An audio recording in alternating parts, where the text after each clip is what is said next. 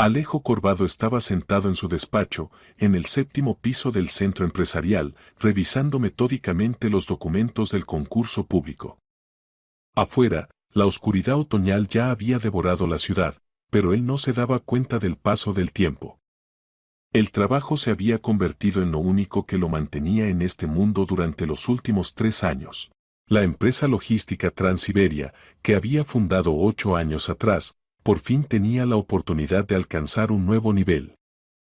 El contrato con el gobierno regional para el transporte de materiales de construcción destinados a 3 obras sociales era ese mismo salto que le permitiría saldar todas las deudas y colocar a la compañía entre los líderes del mercado regional.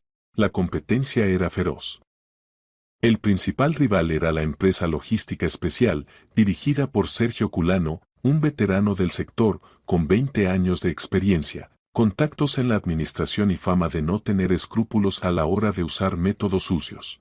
Culano había perdido terreno los últimos 2 años, su flota de camiones estaba obsoleta, su gestión era ineficiente y varios escándalos por incumplimiento de contratos habían dañado su reputación.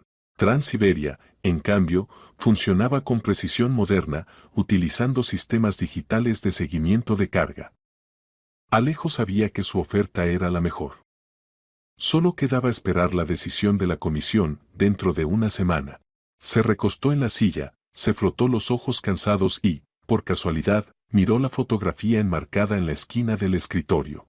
Paula y Elena lo observaban desde un instante congelado de felicidad, la última foto juntos, tomada en la costa 6 años atrás.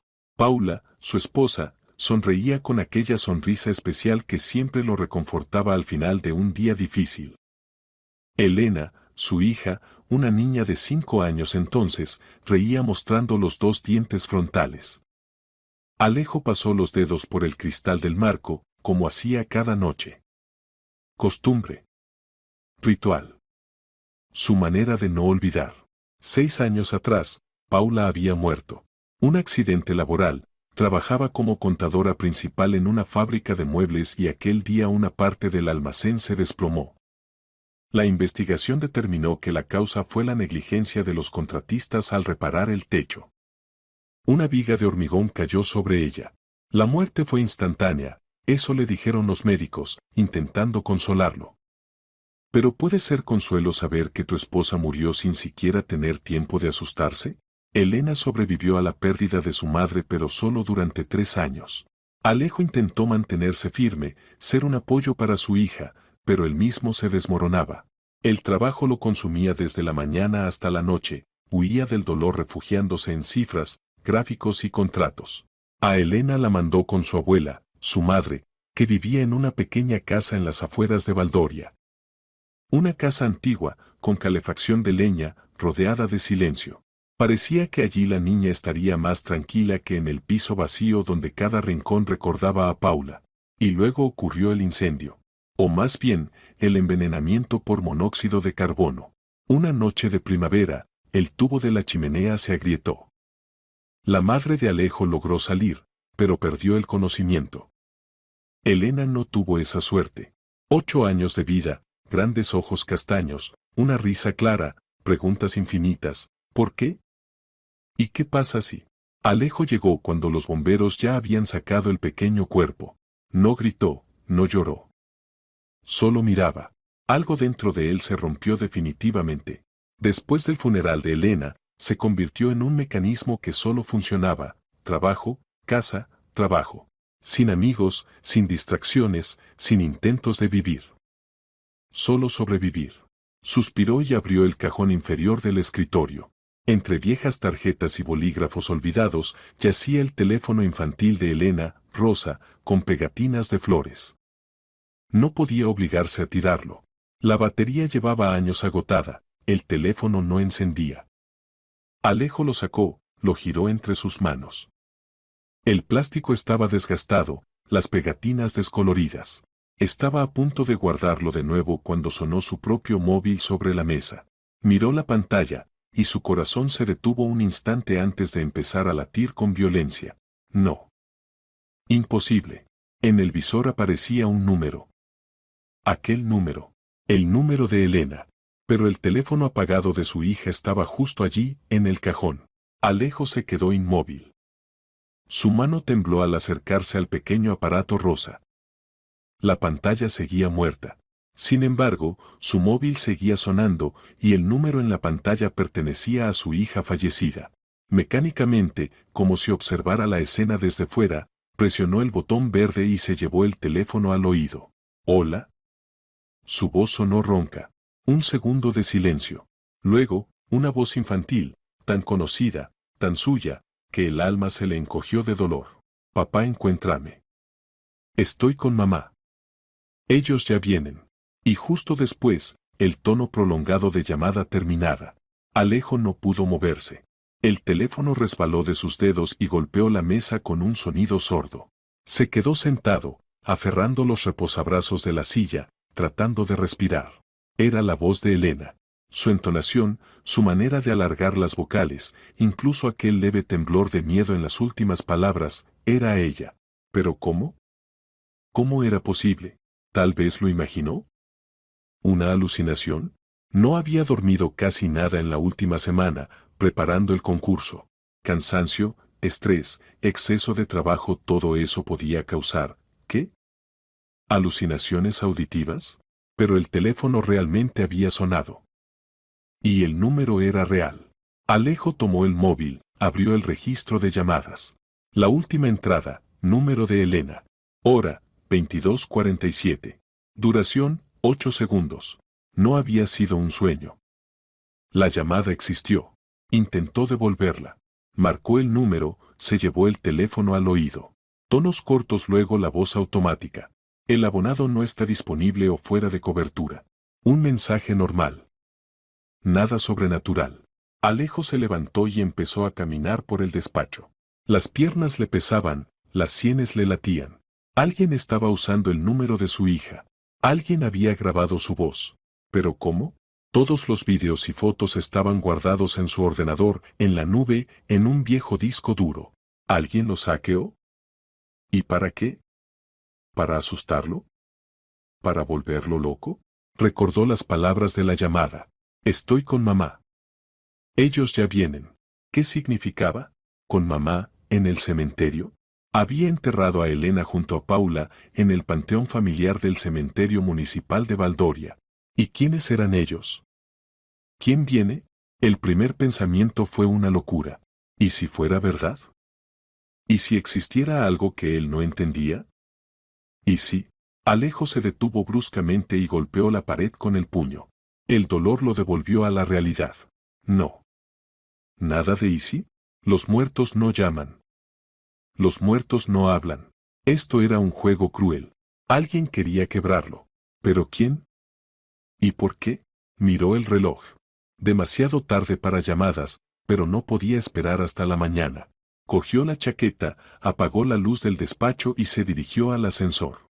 Solo una idea palpitaba en su mente: hablar con Román Rodino, el investigador que había llevado los casos de Paula y Elena. Él debía saber qué hacer. Debía explicarle cómo era posible. La ciudad nocturna lo recibió con calles vacías y farolas solitarias. Condujo casi en automático, sin notar los semáforos. En sus oídos resonaba la voz de su hija. Papá, encuéntrame. Aquellas palabras se le clavaban en la mente como fragmentos de vidrio. Encontrarla. ¿Pero dónde? ¿Cómo buscar a quien ya no existe? El edificio de la comisaría se alzaba sombrío bajo los focos. Alejo estacionó frente a la entrada y entró casi corriendo. El agente de guardia lo miró sorprendido. ¿Le puedo ayudar? Necesito ver al investigador Román Rodino. Es urgente. Son casi las 11. El investigador. Sé qué hora es. Elevó la voz Alejo, luego respiró hondo. Perdón. Es muy importante. Llámelo, por favor. Dígale que lo busca Alejo Corbado. Me recordará. El guardia frunció el ceño, pero tomó el teléfono y marcó. Luego le pasó el auricular a Alejo. ¿Corbado? Se oyó al otro lado. ¿Sabes qué hora es? No recibo visitas fuera de turno. Lo sé, perdón. Pero esto no puede esperar. Necesito hablar contigo. Ahora. Rodino suspiró. Habla, pero si no es sobre un caso, lo dejamos para mañana. Mi hija me llamó. Silencio. Rodino apoyó las manos sobre la mesa. Tu hija murió hace 3 años. Lo sé. Gritó Alejo. Pero aquí está la llamada. Su número. Hoy, hace 40 minutos. El investigador guardó silencio unos segundos. ¿Y qué escuchaste? Su voz. Dijo, papá, encuéntrame. Estoy con mamá. Ellos ya vienen. El silencio pesó en el aire. Rodino suspiró profundamente. Corvado, dijo despacio, entiendo por lo que pasaste. He visto a muchas personas perder a sus seres queridos. A veces el dolor les juega malas pasadas. ¿Estás seguro de qué? No estoy loco. La escuché. Era su voz. Bien, supongamos que sí. Pero piensa, ¿cómo puede un niño muerto hacer una llamada? A veces los números se reasignan. Tal vez alguien nuevo lo tiene y por casualidad. ¿Por casualidad dijo con la voz de mi hija que la encontrara? ¿Hablas en serio? Entonces alguien te está gastando una broma. De mal gusto, cruel, pero solo una broma. Dijo que estaba con mamá. Alejo alzó la voz. Paula está enterrada en el cementerio. Elena, junto a ella. ¿Y si hay algo ahí? ¿Y si? Tonterías, el tono de Rodino se endureció. Su madre está enterrada en el cementerio, ¿cómo podría estar con ella? Los casos están cerrados hace tiempo. Paula murió por negligencia de los contratistas. Elena, por intoxicación con gas. Todo documentado, todas las pericias hechas. Tragedias, sí, pero no misterios. ¿Y la llamada? ¿Un fallo técnico o una broma repugnante? Mañana ven con una denuncia escrita y rastrearemos el origen. Pero ahora vete a casa, Corvado. Duerme. Te estás destruyendo con tanto trabajo. Alejo comprendió que el investigador no le creía. Peor aún, lo veía como a un hombre al borde de un colapso nervioso. Y eso dolía más que todo, porque ni él mismo sabía qué pensar. ¿Y si Rodino tenía razón? ¿Y si estaba demasiado cansado? ¿Y si todo era producto de una mente agotada? Pero aquella voz, esa voz era real. De acuerdo, murmuró Alejo. Iré mañana. Salió de la comisaría, bajó los escalones y volvió a su coche. Se sentó al volante y permaneció inmóvil unos minutos, mirando la oscuridad. En su cabeza resonaban las palabras. Estoy con mamá, con Paula. En el cementerio. Encendió el motor de golpe. Rodino no le creía, estaba en su derecho. Pero él debía comprobarlo por sí mismo. Si Elena dijo que estaba con su madre, entonces tenía que haber algo en el cementerio.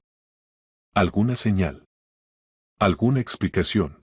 No podía simplemente irse a dormir y esperar al amanecer. No después de esa llamada. Condujo hacia el cementerio municipal de Valdoria, en el extremo sur de la ciudad, más allá del polígono industrial. 20 minutos después, giraba hacia la verja principal. Estaba cerrada, pero la puerta lateral solía quedar abierta para los que llegaban tarde.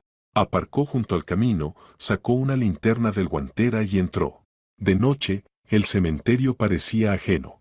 Los senderos conocidos de día se convertían en un laberinto de sombras. El haz de luz arrancaba de la oscuridad lápidas, cruces, rejas. A lo lejos susurraban los árboles. Alejo caminaba rápido, conocía el camino.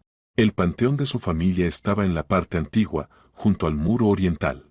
Paula y Elena descansaban una al lado de la otra. La luz de la linterna se deslizó sobre la verja familiar. Empujó la puerta y entró. Las tumbas estaban cuidadas, él mismo venía cada semana a limpiarlas y dejar flores. Pero esa noche, en el círculo de luz, vio algo que no estaba antes. Huellas frescas de neumáticos junto al sendero. Como si alguien hubiera llegado en coche hasta la reja. Y, frente al monumento, había un objeto que él no había dejado allí. Un móvil musical infantil, de plástico brillante, con pequeñas figuras de animales colgando. De esos que se cuelgan sobre la cuna de un bebé. Alejo se arrodilló y lo tomó en las manos. Estaba nuevo, intacto. Tenía un botón lateral. Lo presionó. Una melodía de cuna sonó, suave, tierna. Luego la música se cortó, y una voz habló desde el altavoz. Papá, encuéntrame.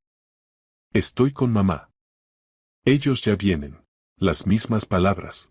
La misma voz. Alejo apagó el móvil con los dedos temblorosos. Le subía el mareo. Alguien había estado allí. Alguien lo había dejado. Alguien había grabado la voz de su hija y la había puesto allí, sabiendo que él vendría. No era casualidad. No era un error. Era una acción planeada. ¿Pero quién? ¿Y por qué? Se puso de pie y miró alrededor. El cementerio estaba vacío. Solo lápidas, sombras y aquel maldito móvil en sus manos. Alejo se lo llevó consigo. No sabía aún qué haría, pero tenía claro una cosa. Alguien estaba jugando con él. Alguien se había metido en su pasado, en su dolor. Y aquello solo acababa de empezar. Alejo Corvado regresó a casa bien pasada la medianoche. El piso lo recibió con su acostumbrada vaciedad, 3 habitaciones donde casi no vivía, solo dormía entre turnos de trabajo. Dejó la chaqueta en el sofá, puso el móvil musical infantil sobre la mesa de centro y se quedó mirándolo largo rato, como si esperara que el juguete de plástico empezara a hablar por sí solo. No se atrevía a encenderlo de nuevo. Una vez había bastado. La voz de Elena, grabada y reproducida por un altavoz barato, le cortaba el oído más que cualquier cuchillo. Alejo caminó por la habitación, volvió a la mesa y con cuidado dio la vuelta al móvil. En la parte trasera había una pegatina con caracteres chinos y un código de barras. Un juguete barato, de los que se venden en cualquier mercadillo. Sin marcas, sin pistas de quién lo había dejado allí. Intentó abrir el compartimento de las pilas, pero la tapa estaba sujeta con tornillos diminutos. Hacía falta un destornillador y no tenía fuerzas para ponerse a buscarlo. Alejo se dejó caer en el sofá y se cubrió el rostro con las manos. El cansancio lo aplastó de golpe, quería desplomarse y desconectar. Pero una misma idea le daba vueltas en la cabeza, alguien sabía que iría al cementerio. Alguien lo esperaba. Y ese alguien dejó el móvil allí, precisamente hoy y después de la llamada. Así que lo estaban vigilando. ¿O lo habían hecho? La pregunta era, ¿desde cuándo y para qué? Alejo se levantó y se acercó a la ventana. Su piso estaba en el 5º piso de un bloque de apartamentos, con vistas al patio interior. Abajo, coches estacionados y unas pocas farolas encendidas. Todo parecía normal. Ningún coche sospechoso, ninguna persona mirando fijamente hacia sus ventanas. Pero eso no significaba nada. La tecnología actual permite vigilar a distancia, cámaras, rastreadores GPS, escuchas. Recordó su propio teléfono. La llamada había llegado desde el número de Elena.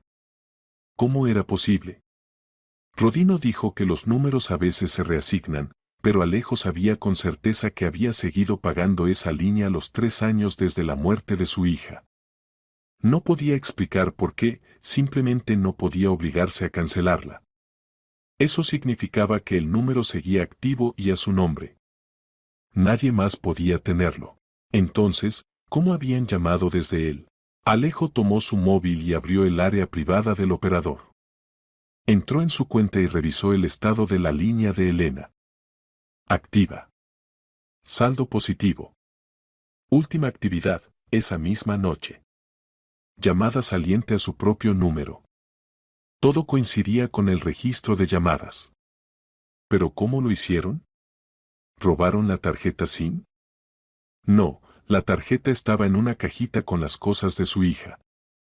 La había visto un mes antes, cuando revisó sus juguetes. Suplantación de número. Había oído hablar de esa técnica, estafadores que falsifican el identificador de llamadas para mostrar otro número en pantalla. ¿Pero por qué alguien querría suplantar el número de su hija muerta? ¿Para asustarlo? ¿Para obligarlo a creer en lo sobrenatural? ¿O para que pareciera un loco cuando empezara a contarlo? La última idea le tocó un nervio. Alejo recordó la reacción de Rodino.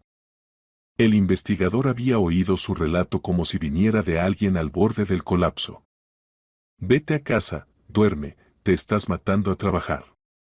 Respuesta estándar al estrés. ¿Y si alguien buscaba precisamente eso? Que pareciera inestable, que los demás dudaran de su cordura. Alejo se irguió de golpe. El concurso. El contrato con el gobierno regional. Decisión de la comisión dentro de una semana. Si de pronto empezaba a comportarse de forma extraña, presentarse en el cementerio de noche, hablar de llamadas de una hija fallecida, tornarse nervioso e irritable, sería una excusa perfecta para cuestionar su fiabilidad como socio. ¿Y a quién beneficiaría?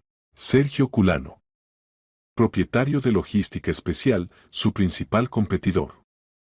Un hombre que había perdido posiciones y necesitaba desesperadamente ese contrato.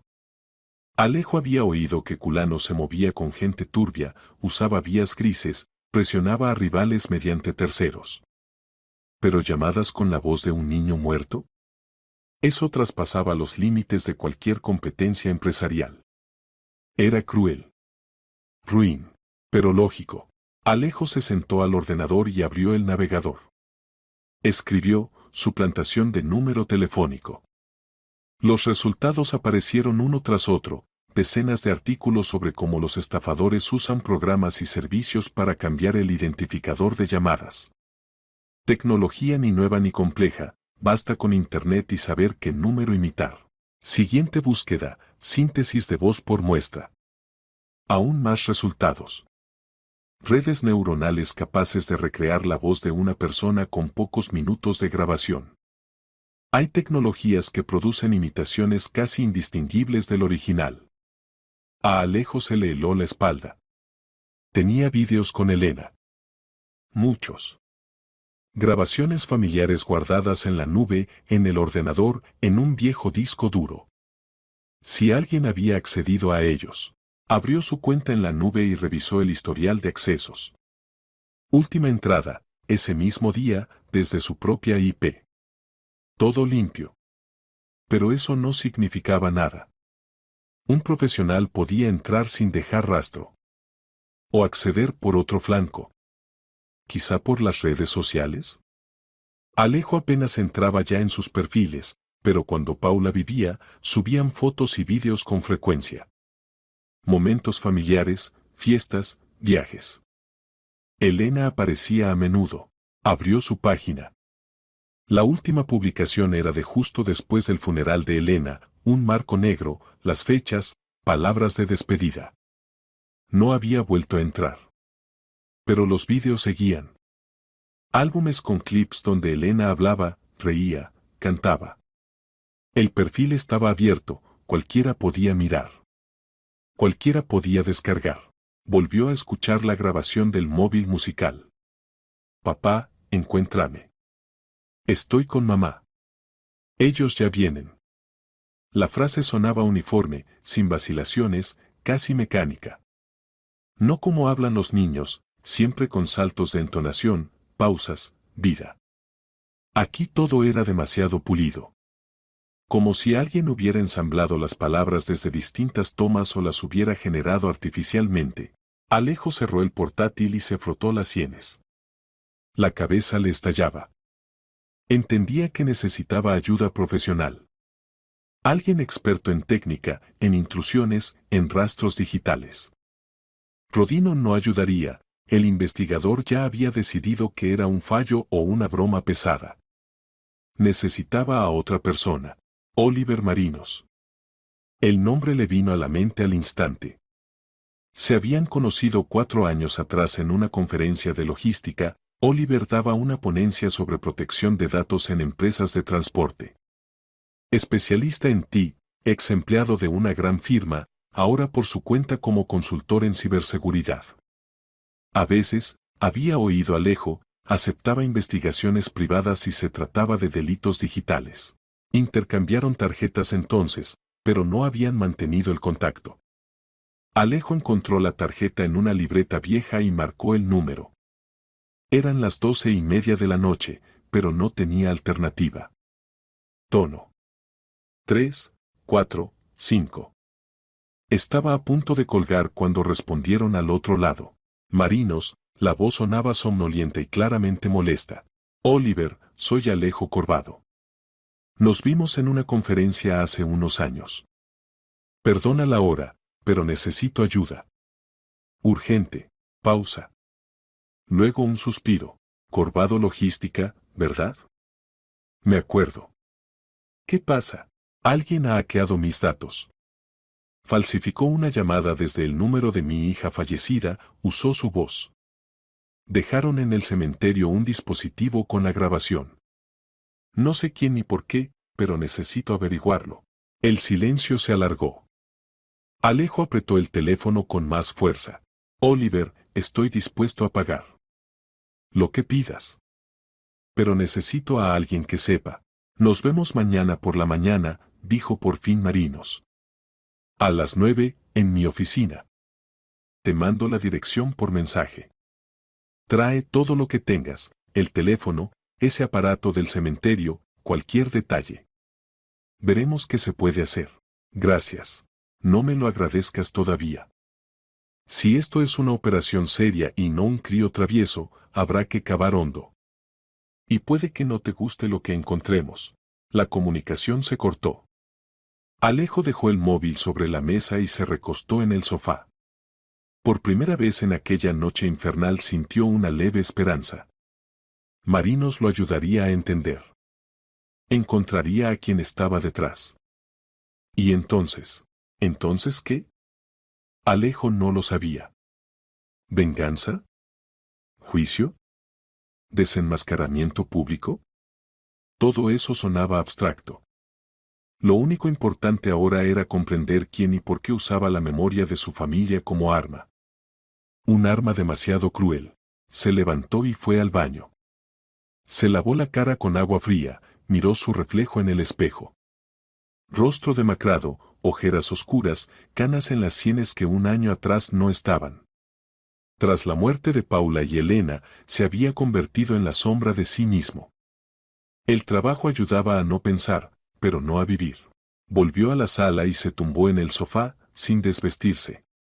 Cerró los ojos. Como deseaba caer rendido y dormir. Pero en la oscuridad le aparecían rostros, Paula, Elena, Rodino, Culano. Y la voz de su hija, papá, encuéntrame. Esas palabras golpeaban más certeras que cualquier puñetazo. Hacia el amanecer, por fin se hundió en un sueño pesado e intranquilo. Soñó fragmentos, el cementerio, tumbas, una risa infantil que se convertía en un zumbido mecánico. Despertó por un sonido. Agudo, estridente. Se incorporó de un salto, desorientado, y no entendió enseguida que era música. Una melodía infantil. Una nana. El móvil. El maldito móvil sobre la mesa se había encendido solo. Alejo se acercó y agarró el juguete. La melodía se cortó en cuanto lo tomó. Luego, otra vez, la voz. Papá, encuéntrame. Estoy con mamá. Ellos ya vienen. Arrojó el móvil contra la pared. El plástico se resquebrajó, el altavoz chirrió y se quedó mudo. Alejo permaneció de pie, respirando con dificultad, los puños apretados. Alguien estaba controlando ese maldito artefacto. Alguien lo había activado a distancia. Así que tenía un transmisor o algo parecido. Y eso significaba que sabían que se lo había llevado del cementerio. Estaban vigilándolo. En ese mismo instante, recogió los restos del juguete y se los llevó a la cocina. Encontró un destornillador, quitó los tornillos, lo abrió. Plástico, microchips, cables, pilas. Lo desarmó todo. A ver si ahora eran capaces de encender algo. Miró el reloj, las 7 de la mañana. Faltaban 2 horas para la cita con Marinos. Se duchó, se cambió, tomó un café bien cargado y metió todas las piezas del móvil en una bolsa. Luego cogió su teléfono, el portátil y salió del piso. Echó un vistazo al rellano, nadie. Bajó las escaleras, cruzó el patio. Los coches seguían en los mismos lugares que por la noche. Ninguna figura sospechosa, pero la paranoia ya estaba instalada. Alejo se sentó en el coche y arrancó. De inmediato, por los altavoces del interior sonó la melodía infantil. La misma nana. Apagó la radio de golpe, pero la música seguía. No venía de los altavoces, venía del teléfono. Lo cogió. En pantalla no aparecía ninguna app ni llamada entrante. Pero la melodía sonaba. Y luego, de nuevo, papá, encuéntrame. Estoy con mamá. Ellos ya vienen. Alejo apagó el móvil por completo. La música se cayó. Se quedó al volante, aferrándolo con fuerza, intentando respirar acompasado. Habían entrado en su teléfono. Podían controlarlo. Eso significaba que veían todo lo que hacía, oían todo lo que decía. Ya no era una simple broma. Era una operación planificada. Puso el coche en marcha y condujo hasta la oficina de Marinos. El despacho del especialista en ti estaba en un pequeño centro empresarial a las afueras. Aparcó, subió al tercer piso y encontró la puerta. Placa, Oliver Marinos. Consultoría y seguridad de la información. Llamó. Abrió un hombre de unos 40, vaqueros y sudadera, pelo corto, mirada atenta. ¿Corbado? Sí. Pasa. La oficina era pequeña pero moderna, 2 mesas con monitores, estanterías con equipos, una pizarra con gráficos y esquemas. Marino señaló una silla. Siéntate. Cuéntalo todo desde el principio. Alejo sacó la bolsa con los restos del móvil, su teléfono y empezó a relatar, la llamada de anoche, la visita al investigador, el cementerio, el móvil con la grabación, el encendido nocturno, la música por la mañana en el coche. Marino se escuchó en silencio, asintiendo de vez en cuando. Cuando Alejo terminó, el especialista examinó con atención los restos.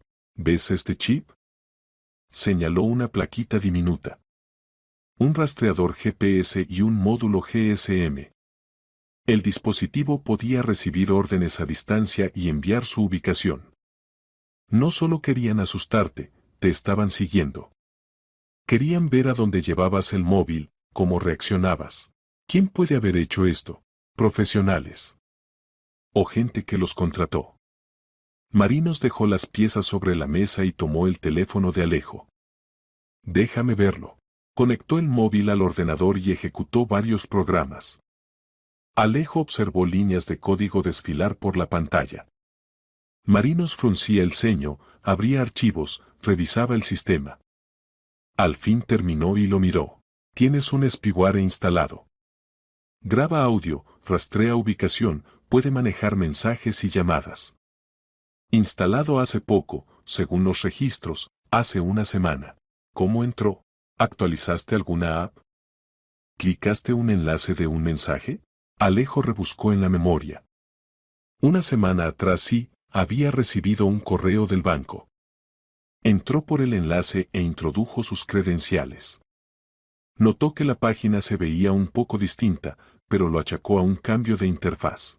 Phishing, asintió Marinos. De manual. Una página falsa, metiste usuario y contraseña, y de paso se descargó el programa. Después, tuvieron acceso a todo, contactos, archivos, nube. Y a los vídeos de mi hija. Exacto.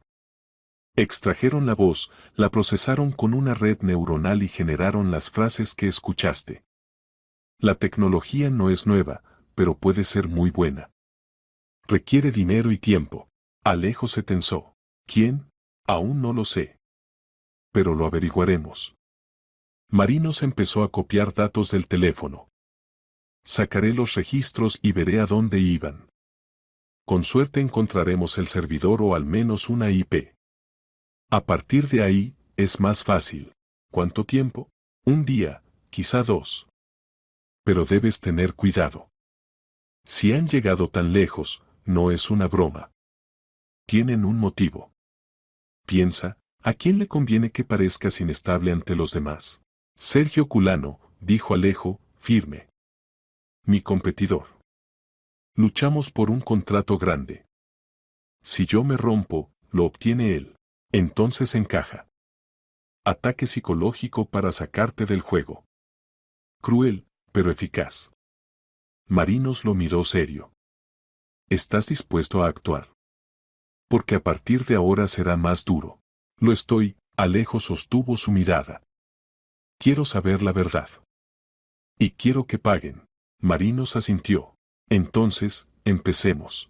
Alejo Corvado salió de la oficina de Oliver Marinos con la sensación de que, al menos, algo empezaba a aclararse.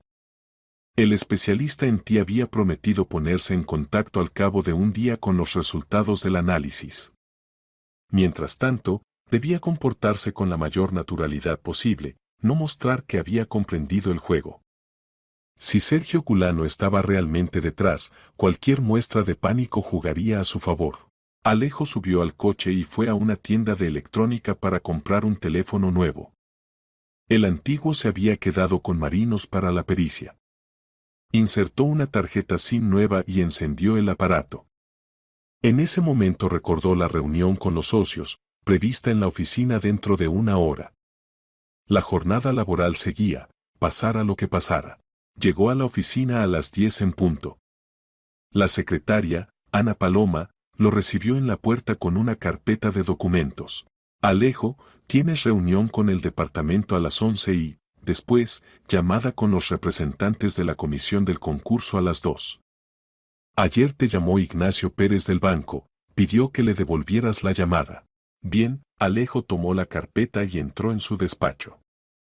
Todo según lo previsto. Cerró la puerta y se dejó caer en la silla. Había que trabajar, concentrarse en números y contratos, pero la mente volvía una y otra vez a la voz de Elena, al móvil musical, a la idea de que alguien se metía metódicamente en su vida. Abrió la documentación del concurso y empezó a revisar los cálculos. Su oferta era competitiva, precios más bajos que los de Culano, flota más moderna, logística mejor diseñada. Pero si la comisión dudaba de su estabilidad. A las 11 dirigió la reunión con los gestores. Todo transcurrió con normalidad, se hablaron rutas, plazos, documentación. Alejo se esforzaba por mostrarse sereno, respondía con precisión, sin dar pie a que se notara nada extraño. Pero por dentro la tensión crecía. Cada mirada de sus empleados parecía sospechosa, cada pregunta, una prueba. Tras la reunión volvió al despacho y marcó desde el teléfono fijo el número del banco. Ignacio Pérez, gestor de crédito, respondió al tercer tono. Buenos días, Alejo. Llamaba por su préstamo. Nos han surgido unas preguntas sobre el calendario de pagos. ¿Qué preguntas? ¿Pago puntualmente? Sí, por supuesto. Simplemente llegó una solicitud del Departamento de Seguridad del banco. Querían confirmar su estabilidad financiera. Un trámite estándar, no se preocupe. Alejo se puso en guardia. ¿De dónde provino esa solicitud? No sabría decirle con exactitud, es un procedimiento interno. Pero todo está en orden, hemos confirmado su solvencia. Solo quería avisarle. Entendido. Gracias. Colgó y apretó los dientes.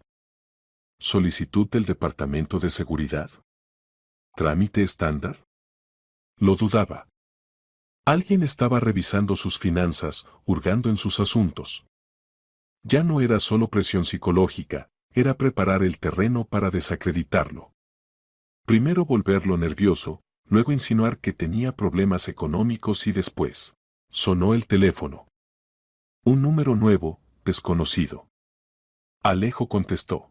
Dígame. Silencio. Después, la melodía infantil. La misma nana. Alejo apretó el teléfono con más fuerza. ¿Quién es? La música se cortó. La voz de Elena, mecánica y vacía. Papá, encuéntrame. Colgó. Le temblaban las manos. Volvían a llamar. Sabían el número nuevo, aunque había comprado el teléfono hacía apenas 3 horas. Eso significaba que no solo seguían sus pasos por medios técnicos, tenían otras fuentes de información. ¿Alguien de su entorno? ¿Un empleado? ¿Un socio? Se levantó y se acercó a la ventana. Debía calmarse, tomar el control. Marinos le había dicho, actuar con cautela, no mostrar que había descubierto el plan. Pero ¿cómo mantener la calma cuando cada llamada, cada mensaje, era un golpe a los nervios? A las 2 se produjo la llamada con la comisión del concurso. Alejo activó el manos libres y se preparó para responder a las preguntas. La presidenta, una mujer de unos 50 años con tono oficial, saludó y fue al grano. Señor Corvado, estamos evaluando su propuesta. En general es competitiva, pero tenemos preguntas sobre plazos y garantías de calidad. Respondió con seguridad, aportando cifras, citando la experiencia de proyectos anteriores.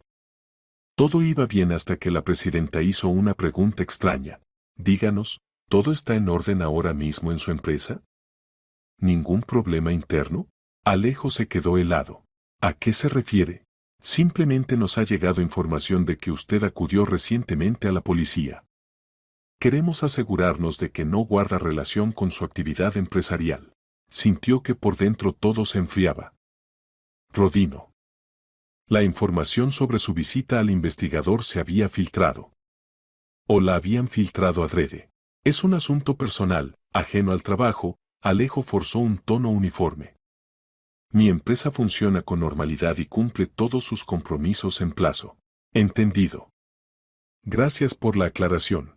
La llamada terminó, pero el pozo se quedó. Ellos lo sabían.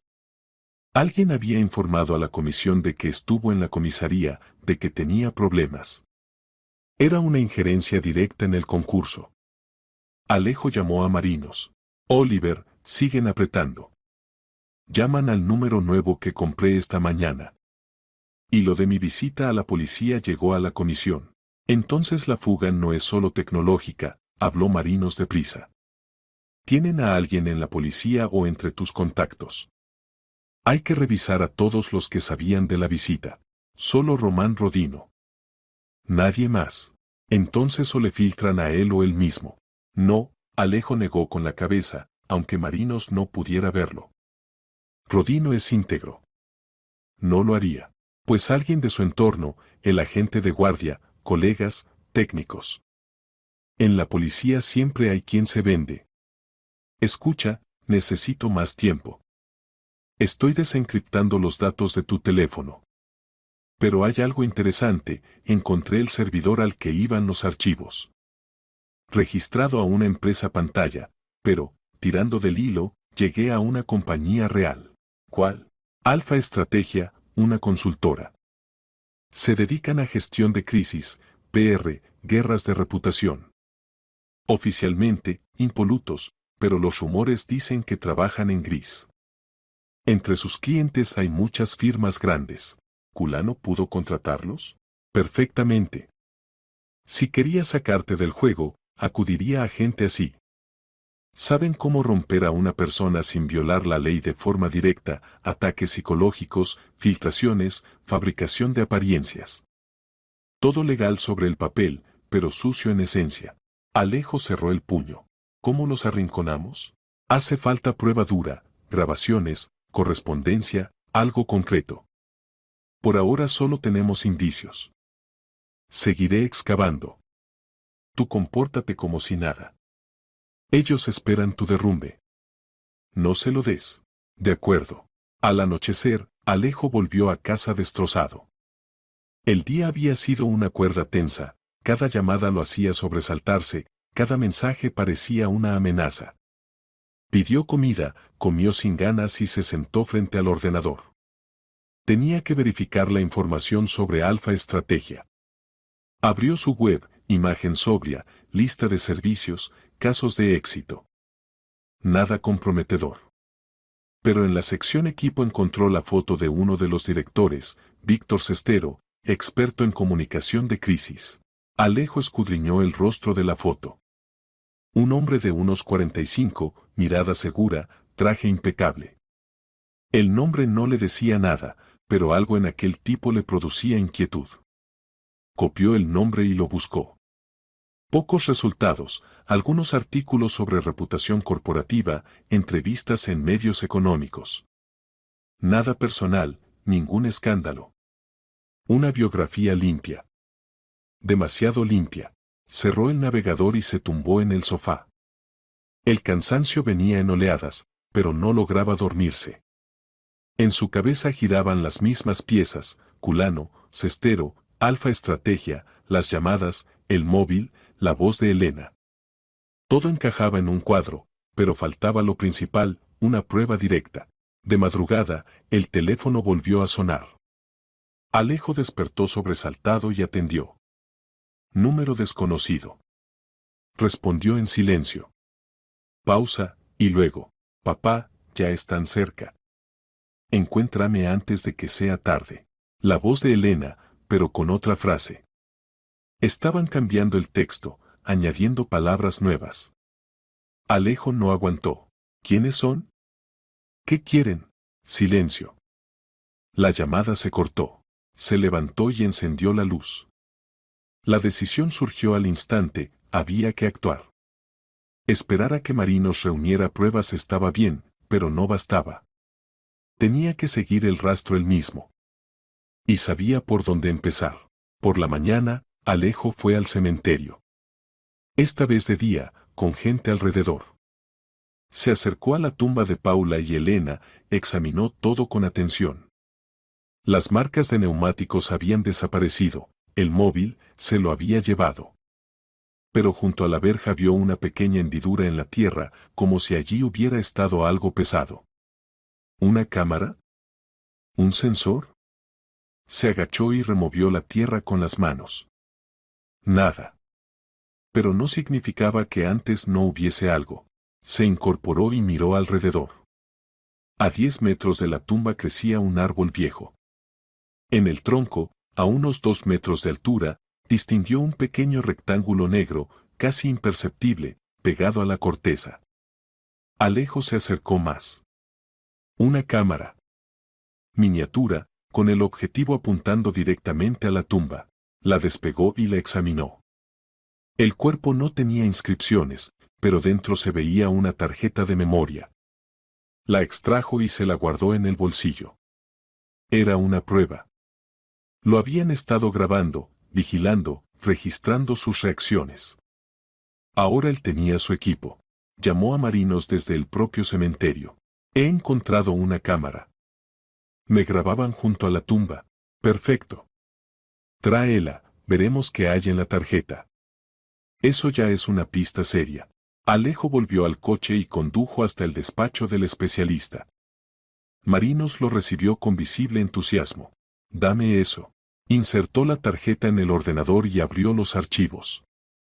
En la pantalla aparecieron vídeos, Alejo junto a la tumba, de noche, con linterna, tomando el móvil, escuchando la grabación. Luego otros planos, hablándole a la tumba, gritando, cayendo de rodillas. Estaban recopilando material para hundirte, negó con la cabeza Marinos. Pretendían mostrarte como inestable. Con un montaje, voz en off y difundirlo a medios o a la comisión, darías la imagen de un demente. Pero ahora tenemos los originales. ¿Se puede demostrar el montaje? Sí. Además, en la tarjeta hay metadatos, fecha de instalación, modelo del dispositivo. Eso nos llevará al comprador. Voy a cruzar bases. ¿Cuánto tardas? Unas horas. Vete a casa, descansa. Esto se acaba pronto. Alejo se fue, pero no pensaba descansar. Entendía que la partida entraba en su recta final. Culano y los suyos notarían que él había empezado a excavar. Debía estar listo para el contraataque. Al anochecer, Marinos envió un mensaje. Lo tengo. La cámara la compró Héctor Cumanés, registrado como empleado de una agencia de seguridad. Indagué más, la agencia está vinculada con Alfa Estrategia. Es nuestro hombre. Mañana nos vemos y trazamos el plan. Alejo leyó el mensaje y esbozó una sonrisa. El círculo se cerraba. Ahora sabía quién, cómo y por qué. Solo faltaba lo principal, cogerlos con las manos en la masa y terminar este juego de una vez por todas. Alejo se reunió con Oliver Marinos a la mañana siguiente, en la misma oficina. El especialista en ti desplegó ante él varios impresos, datos sobre Héctor Cumanés, sus vínculos con la agencia de seguridad y la cadena de pagos que conducía a Alfa Estrategia. Todo encajaba en un cuadro nítido. Héctor Cumanés, 38 años, dijo Marinos, mostrando una foto del permiso de conducir. Antiguo operativo, se dio de baja hace 5 años. Ahora trabaja como freelance, vigilancia, seguimientos, recopilación de información. Lo contratan a través de la agencia Centinela, que figura como socia de Alfa Estrategia. ¿Y el cliente principal de esa oficina en los últimos 6 meses? Adivina. Culano, pronunció Alejo el nombre con fría seguridad. Exacto. Sergio Culano firmó personalmente un contrato de consultoría hace 3 meses. Una suma respetable, 2 millones. Oficialmente para reestructurar el negocio, pero ya sabemos a qué se destinó el dinero. A romperme. Tal cual. Cumanés es el ejecutor, instaló cámaras, dejó el móvil musical, te siguió. Pero no estás solo. Hay otro, el técnico que irrumpió en tus dispositivos. Lo identifiqué por las huellas digitales, Damián Jarillo, programador, 32 años. Trabaja en remoto, figura en nómina de una empresa de TI, pero coge encargos paralelos en la red oscura. Especialista en intrusión, síntesis de voz y manipulación de datos. Alejo miró las fotos de los dos hombres, Cumanés y Jarillo. Rostros corrientes, anodinos. Pero aquellos tipos habían convertido sus últimos días en una pesadilla, usando la memoria de su familia como un arma. ¿Tenemos lo suficiente para ir a la policía? Preguntó. Formalmente, sí. Pero probar que lo hicieron por encargo de Culano será difícil. Se cubrieron con una cadena de intermediarios, contratos oficiales y servicios legales. Culano dirá que contrató a Alfa Estrategia para consultoría, no para atacar a un competidor. Cestero asegurará que ignoraba lo que hacían sus subcontratistas. Cumanés y Jarillo cargarán con la culpa, les caerán penas leves y ya. Entonces hay que cogerlos infraganti. Marinos asintió. Esa es la idea. Si los provocamos para que den otro paso y registramos el proceso, las pruebas serán de hierro. Tenemos que lograr que se delaten solos. Alejo meditó. El plan cuajó rápido, usar su misma táctica contra ellos. Mostrar que estaba quebrado del todo, dispuesto a cualquier cosa por encontrar a su hija. Provocarlos a dar el golpe final y, mientras, preparar una trampa. Haré de loco, dijo. Iré al cementerio al anochecer y me comportaré como un desquiciado, gritar, hablar con la tumba, decir lo que quieren oír. Si me monitorizan, y estoy seguro de que lo hacen, morderán el anzuelo. Querrán grabar la fase final del colapso o plantarme algo más. Es arriesgado, Marinos frunció el ceño. Si notan que finges, no lo notarán. Seré convincente. Tú instala cámaras alrededor de la tumba y escóndete cerca. En cuanto aparezcan, lo grabas todo. Además, podemos avisar a Román Rodino para que se sume. Que esté cerca con la policía por si hay que detener. ¿Rodino te va a creer? Si le enseño lo que tenemos, sí. Es un investigador honesto. Va a querer llegar al fondo. Marinos guardó silencio, luego asintió. Bien. Prepararé el equipo, cámaras con visión nocturna, grabadoras, lo camuflaré todo. Pon tú la hora. Esta noche. A las 10. No podemos esperar, el concurso se decide pasado mañana. Si logran desacreditarme antes del fallo, lo habré perdido todo. Entonces, a moverse rápido. Alejo salió de la oficina con un plan claro. Faltaba convencer a Rodino. Marcó su número y pidió una reunión. El investigador se resistió al principio, pero aceptó cuando Alejo dijo que tenía pruebas. Se vieron en un café junto a la comisaría. Rodino llegó ceñudo, evidentemente molesto. Corvado, espero que no me hayas hecho salir en balde. Alejo colocó un pendrive sobre la mesa. Aquí tienes las grabaciones de la cámara que instalaron en la tumba de mi esposa. Y datos de quienes están detrás de las llamadas y del ataque psicológico, nombres, fotos, vínculos con el cliente. No es misticismo ni un brote mío. Es una operación planificada. Rodino tomó el pendrive, lo conectó al portátil y abrió los archivos. Miró en silencio, el rostro se le endurecía. Al terminar, se recostó en la silla. Es serio. Muy serio. Lo sé. Y esta noche volverán. Voy a provocarlos. Necesito a la policía cerca para registrar y detener. ¿Quieres montar una emboscada? Sí. Es la única forma de probar su culpabilidad de manera directa. Si solo aparecemos con este material, lo cargarán a los ejecutores. Pero si los agarramos en el acto. Rodino se frotó el puente de la nariz. Rompe el procedimiento. Necesito autorizaciones. No hay tiempo. Pasado mañana se decide el concurso. Si me desacreditan, lo pierdo todo. Y ellos se irán de rositas. El investigador guardó silencio, sopesando. Al fin asintió. De acuerdo. Estaré allí con 2 agentes. Pero si esto resulta humo, Corvado, te meterás en problemas. No lo será. Esa noche, Alejo llegó al cementerio municipal de Valdoria a las 10 en punto. Marinos ya estaba allí, había instalado 3 cámaras en puntos distintos, camufladas entre ramas y piedras. Él mismo se ocultó en un coche, en una carretera cercana desde la que podía vigilar el recinto. Rodino, con 2 agentes, aguardaba en la entrada, a unos 200 metros. Alejo salió del coche y caminó hacia la tumba. Llevaba un ramo de flores y el teléfono encendido, a propósito, para que vieran su ubicación si la rastreaban. Depositó las flores, se arrodilló y empezó a hablar. Alto, desgarrado, interpretando a un hombre al borde. Elena, te oí. Me llamaste.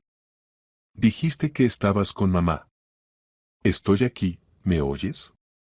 He venido. ¿Dónde estás? Dime dónde buscarte. Calló un segundo, atento. Silencio. Solo el viento en los árboles. Siguió. Dicen que estás muerta. Pero yo escuché tu voz. No puedes estar muerta si me hablas. Te voy a encontrar, te lo prometo. Solo dime dónde. ¿Quiénes son los que vienen? ¿Quiénes son? Intercalaba a propósito detalles de las llamadas, dejando claro que estaba poseído por la idea. Si Cumanés o Jarillo escuchaban, y Alejo estaba convencido de que lo hacían, debían creer que el plan había funcionado. Que él había perdido el control de la realidad. Pasaron 10 minutos. Alejo siguió hablando, a ratos gritaba, a ratos lloraba, al filo del teatro, pero verosímil. Entonces oyó un sonido leve, casi imperceptible, pasos. Alguien se acercaba. Se volvió. De entre la fila vecina de tumbas salió un hombre, el mismo Cumanés de la foto. Estatura media, complexión atlética, cazadora oscura. En las manos llevaba un maletín pequeño. Alejo se quedó inmóvil, fingiendo miedo. ¿Quién es usted? Cumanés esbozó una mueca. Tranquilo. He venido a ayudar. ¿A ayudar? ¿Cómo? ¿Buscas a tu hija, no? Yo sé dónde está. Alejo sintió la furia apretarle las entrañas, pero siguió con el papel. ¿Lo sabe? ¿Dónde? Dígamelo. Cumanés se acercó, abrió el maletín. Dentro había otro dispositivo, parecido a un móvil, pero más grande. Lo colocó sobre la lápida y lo encendió. Del altavoz salió la voz de Elena. Papá, estoy aquí. Debajo de la tierra. Ayúdame a salir. Alejo se cubrió el rostro, fingiendo desesperación. No, eso es imposible. Es posible, Cumanés se agachó a su lado. Pero debes hacer algo. Retírate del concurso. Declara públicamente que retiras tu oferta. Entonces ella descansará. ¿El concurso? ¿Qué tiene que ver? Mientras juegas a los negocios, ella sufre. Renuncia y todo terminará. Alejo alzó la cabeza y lo miró. En los ojos de aquel hombre no había un gramo de compasión, solo cálculo frío. Creía de verdad haber llevado a su presa al punto de dictar condiciones. ¿Usted viene de parte de Culano? Alejo pronunció el nombre a propósito. La sonrisa de Cumanés se ensanchó. Espabilado. Sí, Sergio te manda saludos. Valora tus capacidades, pero los negocios son los negocios. Ya me entiendes. Te entiendo. Alejo se incorporó despacio. Lo entiendo todo. Dio un paso hacia Cumanés, luego se giró bruscamente y gritó. Rodino, ahora. Cumané se estremeció y agarró el maletín, pero ya era tarde. De entre los árboles surgieron tres figuras, Rodino y los dos agentes. Uno encendió el foco, iluminando la escena. Policía. Quieto. Manos en la cabeza. Cumanés intentó correr, pero los agentes fueron más rápidos. Lo redujeron y le pusieron las esposas. Rodino se acercó a la tumba, tomó el dispositivo que Cumanés había traído y lo examinó. Grabación con voz de menor. Además, micrófono y transmisor. Todo queda documentado. Alejo se aproximó al detenido, que ahora estaba de rodillas, sujeto por los agentes. Usaste la voz de mi hija muerta. ¿Por qué? Un encargo, escupió Cumanés. Nada personal. Para mí sí es personal. Rodino posó la mano en el hombro de Alejo. Déjalo. Le haremos cantar. Se vendrá abajo. Marino salió de su escondite con el portátil en la mano. Está todo grabado. 3 cámaras, sonido perfecto. Admite en la cinta que trabaja para Culano. Rodino asintió. Excelente. Con esto basta para pedir orden contra Culano y los demás. Se llevaron a Cumanés al coche patrulla. Alejo se quedó frente a la tumba, mirando la lápida. Rodino volvió a acercarse. Has estado bien. Arriesgaste, pero funcionó. Aún no ha terminado, dijo Alejo, mirando al investigador. Cumanés es un peón. Hay que ir a por Culano y por quienes idearon todo. Nos ocuparemos. Te lo prometo. Alejo regresó a casa entrada la noche. Por primera vez en muchos días sintió alivio. No completo, la partida no había terminado, pero el primer paso estaba dado. Cumanés detenido, pruebas reunidas. Ahora tocaba el turno de las figuras principales. Se tumbó en el sofá y cerró los ojos.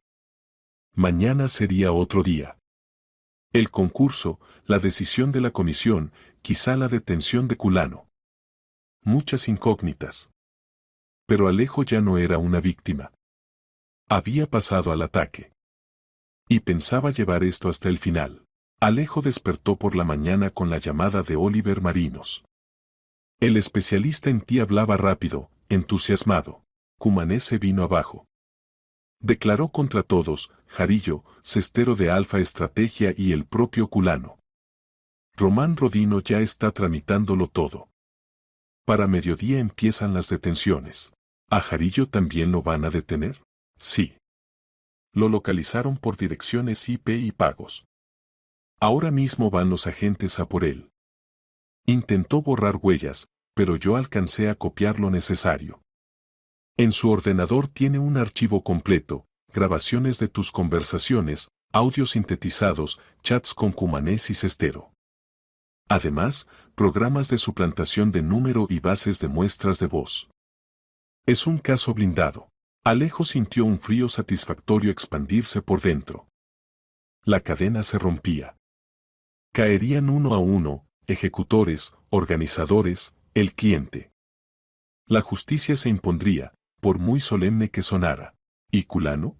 Rodino irá a por él después de detener a Jarillo. Quiere un paquete completo de pruebas para que Culano no pueda escabullirse. Tiene abogados caros y contactos en la administración, pero con estas pruebas ni ellos podrán ayudar. Por cierto, ¿te llamó la comisión del concurso? No. ¿Por qué? La presidenta pidió información sobre el curso de la investigación. Rodino le explicó todo, que fuiste víctima de un ataque dirigido por un competidor, que intentaron sacarte del concurso por métodos ilegales. Creo que jugará a tu favor. Puede que incluso descalifiquen la oferta de Culano de forma anticipada. Alejo colgó y se vistió. Tenía que ir a la oficina, el trabajo no espera, ni siquiera en días así. Los empleados no sabían lo ocurrido. Para ellos, la última semana había sido la de siempre, preparación del concurso, tareas de rutina. Alejo no pensaba darles detalles. Era su batalla, su victoria. Llegó a las 9, saludó a Ana Paloma y fue a su despacho. Se sentó, abrió el ordenador, pero no logró concentrarse en los documentos. La cabeza volvía una y otra vez a lo que estaría ocurriendo en ese momento, agentes entrando en casa de Jarillo, incautando equipos, interrogando. Luego tocaría Sestero.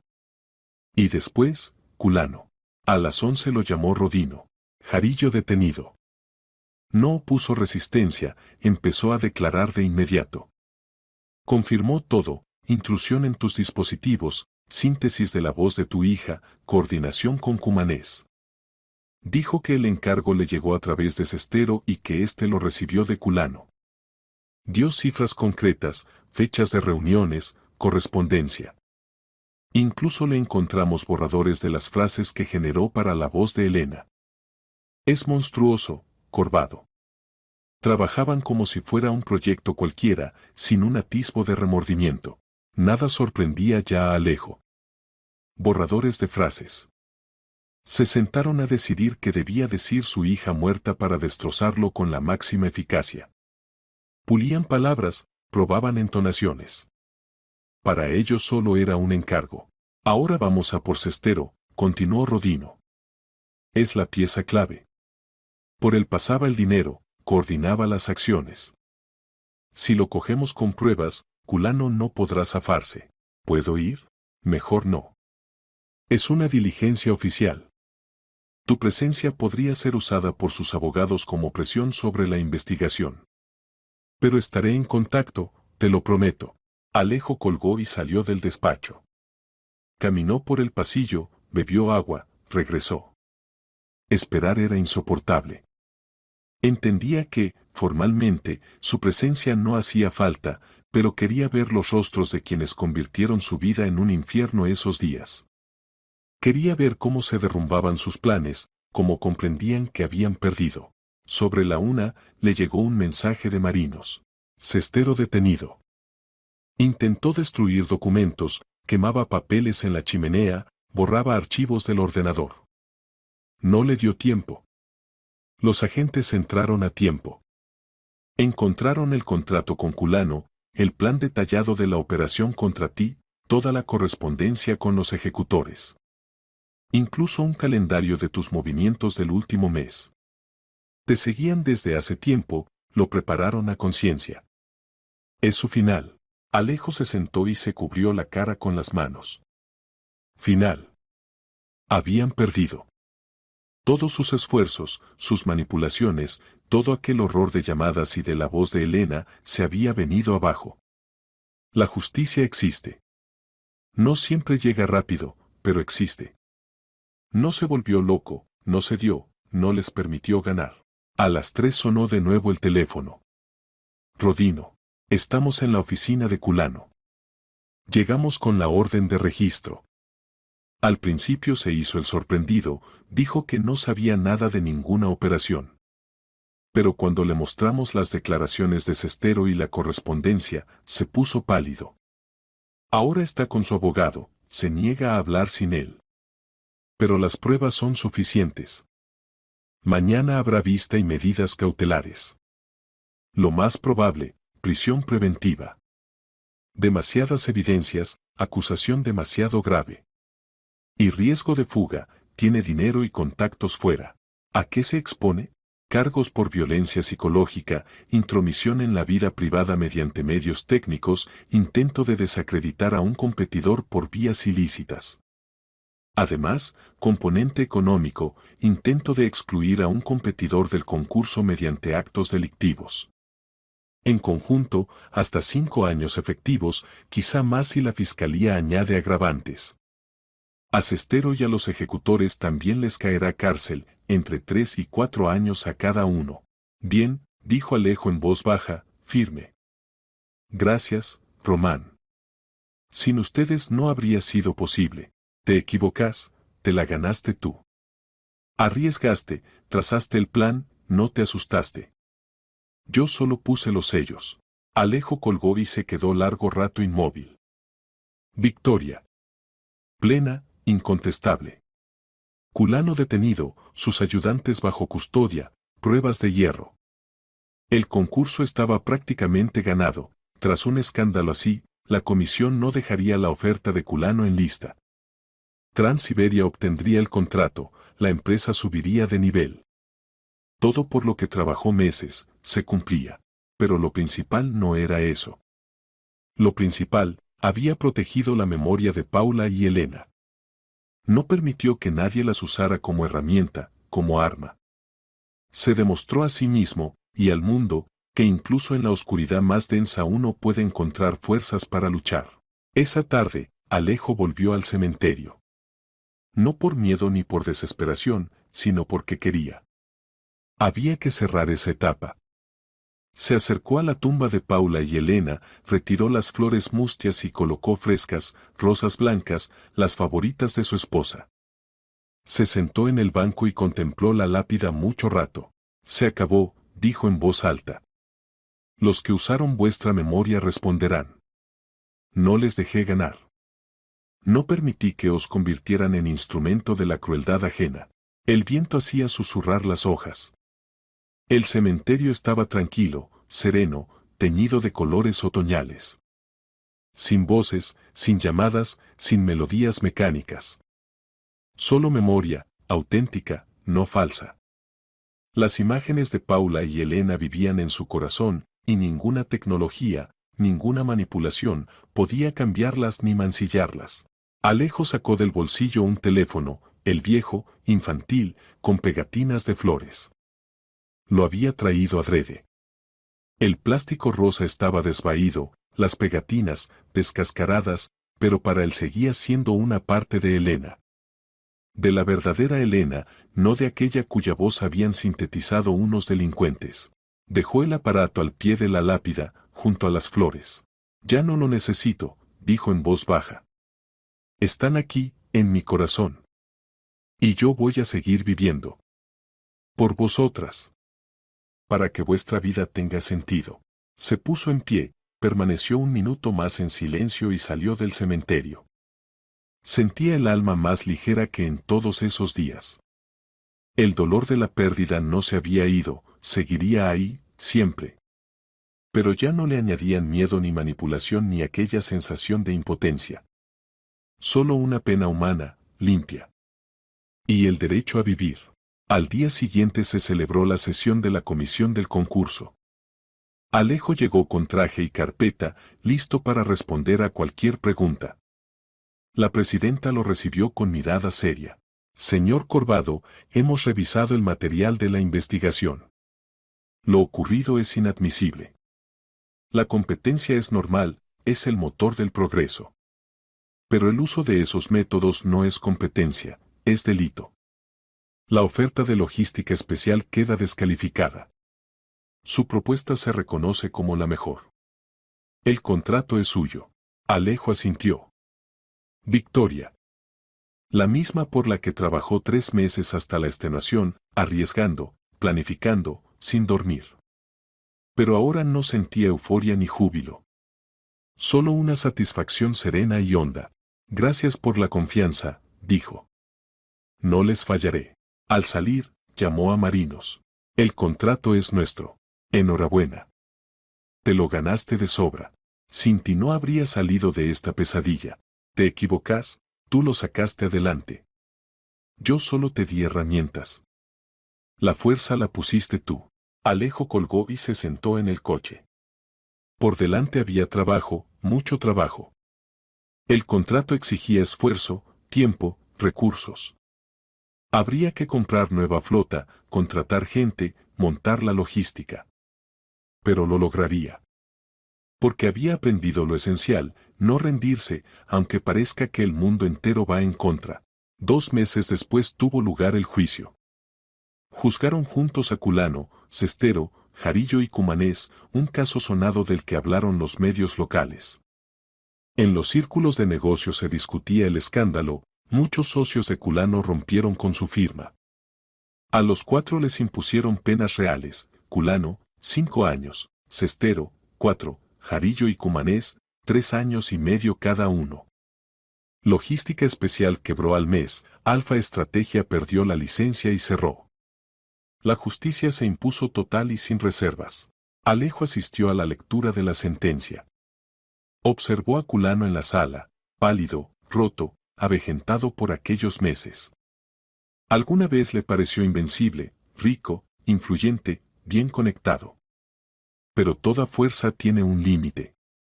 Y la ley es más fuerte que el dinero, cuando la sostienen la verdad y la constancia. Aquella noche, Alejo volvió a casa y abrió la ventana. El aire frío y limpio entró en la habitación. Miró la foto de Paula y Elena sobre la mesa.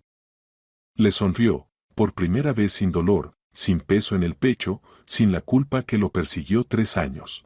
Lo conseguí, dijo en voz baja. Protegí vuestra memoria.